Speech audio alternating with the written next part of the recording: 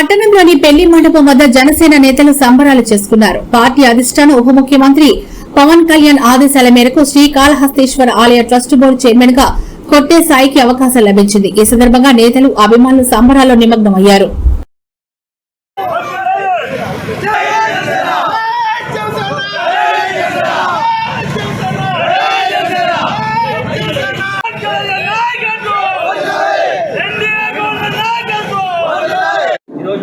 శ్రీకాళహస్తీశ్వర దేవస్థానం trust board chairman గా నన్ను నియమించినందుకు ఉప ముఖ్యమంత్రి శ్రీ పవన్ కళ్యాణ్ గారికి ఆ జన్మాంతం నేను రుణపడి ఉంటాను.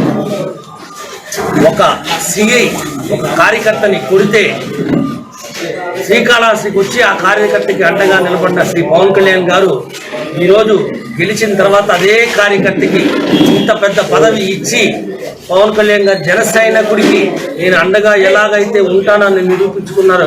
ఆయనకి నిజంగానే నేను పాదాలకి పాలాభివందనం చేసుకోవాలి. ఈ కూటమి ప్రభుత్వంలో నారా చంద్రబాబు నాయుడు గారు, సుధీర్ రెడ్డి గారు, మనోహర్ గారు, నాగేంద్రబాబు గారు ఈ అవకాశాన్ని నాకు ఇచ్చినందుకు నేను ఖచ్చితంగా వాళ్ళకి ఎటువంటి చెడ్డ పేరు తీసుకురాకుండా ఆలయ అభివృద్ధికి నేను ముందుండి అడుగులు వేస్తానని ఖచ్చితంగా మాటిస్తున్నాను.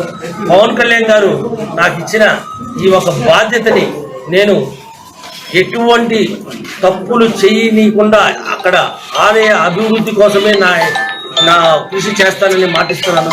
జనసేన పార్టీలో ఒక చిన్న స్థాయి కార్యకర్తకి ఎంత పదవి ఇచ్చారంటే ఆ నాయకుడు శ్రీ పవన్ కళ్యాణ్ గారికి మనం ఏమని చెప్పాలి?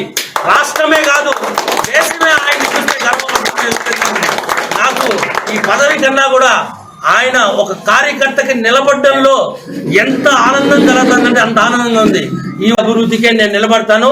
జై జనసేన. పవన్ కళ్యాణ్ గారు మళ్ళీ చెప్తున్నాను ఆయనకి నేను జనసేన పార్టీ తరఫున మా అధ్యక్షుడికి రుణపడి ఉంటాను.